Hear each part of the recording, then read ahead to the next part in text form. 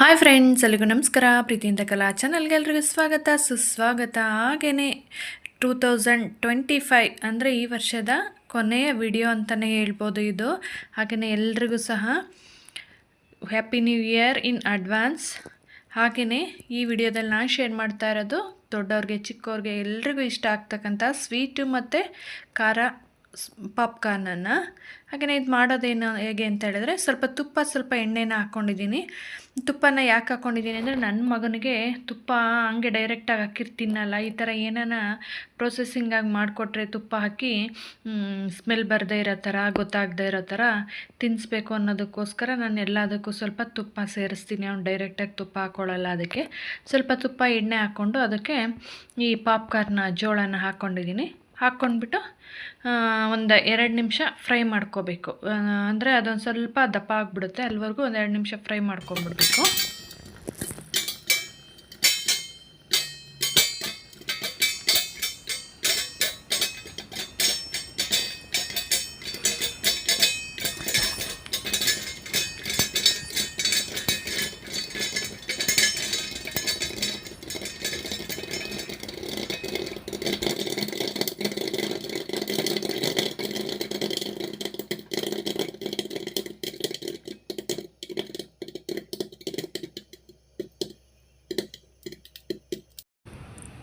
ನೋಡಿದ್ರಲ್ಲ, ಹಿಂಗೆ ಚಟಪಟ ಅಂತ ಸಿಡಿಸ್ಕೊಂಬಿಡ್ಬೇಕು.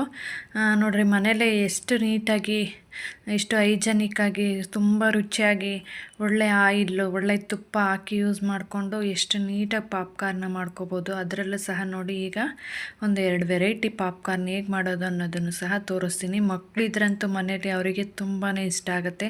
ಹಾಗೆಯೇ ಸ್ವೀಟನ್ನು ಇಷ್ಟಪಡೋರ್ಗಂತೂ ಈ ಥರ ವೆರೈಟಿಯಾಗಿ ಸ್ವೀಟ್ ಸ್ನ್ಯಾಕ್ಸನ್ನು ಬೇಗ ಅದನ್ನೇ ರೆಡಿ ಮಾಡ್ಕೋಬೋದು ದಿಢೀರ್ ಅಂತಲೇ. ನೋಡಿ, ನಾನು ಪಾಪ್ಕಾರ್ನ್ ಮಾಡ್ಕೊಂಬಿಟ್ಟು ಅದನ್ನೆಲ್ಲ ಬೇರೆ ಇನ್ನೊಂದು ಇದಕ್ಕೆ ಪಾತ್ರೆಗೆ ಹಾಕ್ಕೊಂಡಿದ್ದೀನಿ. ಈಗ ಅದೇ ಬಾಣಲೆಗೆ ನೀಟಾಗಿ ಒರೆಸ್ಕೊಂಬಿಡ್ಬೇಕು. ನೀಟಾಗಿ ಒರೆಸ್ಕೊಂಬಿಟ್ಟು ಈಗ ಮೊದಲು ಸ್ವೀಟನ್ನು ಮಾಡ್ಕೋತೀನಿ. ನೋಡಿರಿ, ಅದಕ್ಕೆ ಒಂದು 2-3 ಸ್ಪೂನಷ್ಟು ಆರ್ಗ್ಯಾನಿಕ್ ಬೆಲ್ಲನ ಹಾಕ್ಕೊಂಡಿದ್ದೀನಿ. ನಿಮ್ಮ ಮನೇಲಿ ಯಾವ ಬೆಲ್ಲ ಇರುತ್ತೋ ಅದನ್ನು ಹಾಕ್ಕೊಳ್ಳಿ. ಒಂಚೂರು ಹಿಂಗೆ ನಿಮಗೆ ಎಷ್ಟು ಸಿಹಿಗೆ ಬೇಕೋ ಅಷ್ಟು, ಎಷ್ಟು ಹಾಕ್ಕೋತೀರ ನೋಡ್ಕೊಂಡು ಮೀಡಿಯಮ್ಮಾಗಿ ಹಾಕ್ಕೊಳ್ಳಿ. ಗೊತ್ತಾಗ್ಬಿಡುತ್ತೆ ಅದು ಆವಾಗಲೇ ಪಾಪ್ಕಾರ್ನ್ ಹಾಕಿದಾಗ. ಈಗ ಹಾಕ್ಬಿಟ್ಟು ನೋಡಿ, ಒಂಚೂರು ಅದು ಮುಳುಗೋ ಅಷ್ಟು ನೀರು ಹಾಕ್ಬಿಟ್ಟು ಚೆನ್ನಾಗಿ ಕರಗಿಸ್ಕೋಬೇಕು. ಅಂದರೆ ಒಂದು ಪೂರ್ತಿ ಪಾಕ ಬರೋ ಥರ ಅಲ್ಲ, ಒಂದು ಎಳೆ ಪಾಕ ಬರುತ್ತೆ ಅಂತಾರೆ ನೋಡಿರಿ, ಆ ಥರ ಒಂಚೂರು ಎಳೆ ಪಾಕ ಬರೋ ತನಕ ಒಂದು 2 ನಿಮಿಷ ಕುದಿಸ್ಕೋಬೇಕು ಅಷ್ಟೇ. ಜಾಸ್ತಿ ಪಾಕ ಬರಬಾರ್ದು, ಇಲ್ಲಾಂದರೆ ಅದು ಟಕ ಟಕ ಅಂತವೆ. ಅದಕ್ಕೆ ಸ್ವಲ್ಪ ಏಲಕ್ಕಿ ಪುಡಿನೂ ಹಾಕಿದ್ದೀನಿ ಫ್ಲೇವರ್ಗೆ. ಯಾಕೆಂದರೆ ತುಪ್ಪದ ಸ್ಮೆಲ್ ಬರಬಾರ್ದಲ್ವ. ತುಪ್ಪ ಸ್ಮೆಲ್ ಬಂದುಬಿಟ್ರೆ ಅವ್ನು ನನ್ನ ಮಗ ತಿನ್ನಲ್ಲ. ಅದಕ್ಕೋಸ್ಕರ ಒಂಚೂರು ಏಲಕ್ಕಿ ಪುಡಿ ಹಾಕಿದ್ದೀನಿ. ನೋಡಿರಿ, ಈ ಥರ ನೋಡಿರಿ, ಕೈಲಿ ಮುಟ್ಟಿದ್ರೆ ನೋಡಿರಿ, ಒಂದು ಎಳೆ ಪಾಕ ಅಂತಾರಲ್ಲ, ಆಗ ಅಷ್ಟು ಬರೋವರೆಗೂ ಮಾಡಿಕೊಂಡ್ರೆ ಸಾಕು. ಇವಾಗ ಆಫ್ ಮಾಡ್ಕೊಂಬಿಡ್ಬೋದು, ಇಲ್ಲ ಬೇಕಂದರೆ ಸಿಮ್ಮಲ್ಲಿ ಇಟ್ಕೊಂಡ್ರೂ ನಡೆಯುತ್ತೆ. ನೋಡ್ಕೊಳ್ಳಿ, ನೋಡಿ ಗೊತ್ತಾಗ್ಬಿಡುತ್ತೆ ಅದು. ಆ ಪಾಕಕ್ಕೆ ಕರೆಕ್ಟಾಗಿ ನಾವು ಇದನ್ನು ಪಾಪ್ಕಾರ್ನ ಎಷ್ಟು ಬೇಕೋ ಅಷ್ಟು ಹಾಕ್ಕೊಂಡು ತಿರುಗಿಸ್ಕೋಬೇಕು. ಹಿಂಗೆ ಬೇಗನೆ ಆಫ್ ಆದರೂ ಮಾಡ್ಕೋಬೋದು, ಇಲ್ಲ ಸಿಮ್ ಆದರೂ ಇಟ್ಕೊಂಬಿಟ್ರೆ ಏನಾಗಲ್ಲ. ಅದು ಸ್ವಲ್ಪ ಹೊತ್ತೊಂದು 5-10 ನಿಮಿಷ ಬಿಟ್ಬಿಟ್ರೆ ಅದೇ ನೀಟಾಗಿ ಗಟ್ಟಿಯಾಗಿಬಿಡುತ್ತೆ.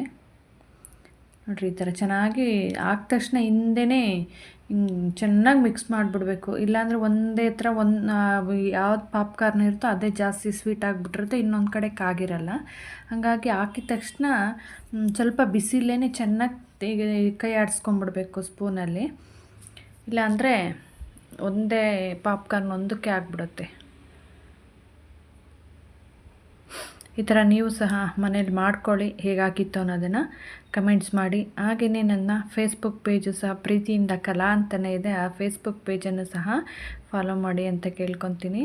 ಹಾಗೆಯೇ ಈ ವರ್ಷ ಎಲ್ರಿಗೂ ಸಹ ಎಲ್ಲ ಕಹಿ ನೆನಪುಗಳನ್ನು ಮರೆತು 2026 ಹೊಸ ರೆಜುಲೇಷನ್ನು, ಹೊಸ ಆಸೆಗಳೊಂದಿಗೆ ಮುಂದೆ ಸಾಗೋಣ.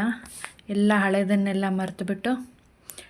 ಹಾಗೆಯೇ ಈಗ ಸ್ವೀಟ್ ಅದನ್ನು ಮಿಕ್ಸ್ ಮಾಡಿಬಿಟ್ಟು ಅಲ್ಲಿಟ್ಟೆ. ಈಗ ಖಾರಕ್ಕೆ ಸ್ವಲ್ಪ ಚಾಟ್ ಮಸಾಲ, ಸ್ವಲ್ಪ ಉಪ್ಪು, ಒಂದು ಚೂರು ಅಚ್ಕಾರದ ಪುಡಿ ಹಾಕ್ಬಿಟ್ರೆ ಸಾಕು, ತುಂಬಾ ಚೆನ್ನಾಗಿರುತ್ತೆ.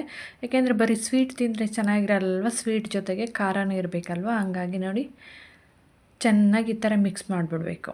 ಸ್ವಲ್ಪ ಚಾಟ್ ಮಸಾಲ, ಉಪ್ಪು, ಅಚ್ಚ ಖಾರದ ಪುಡಿನ ಹಾಕಿ ಮಿಕ್ಸ್ ಮಾಡಿಬಿಟ್ರೆ ರೆಡಿ ಆಗೋಯ್ತು ನಮ್ಮ ಖಾರ ಪಾಪ್ಕಾರ್ನ್. ನೋಡಿರಿ ಈ ಥರ ತುಂಬಾ ರುಚಿಯಾಗಿರುತ್ತೆ.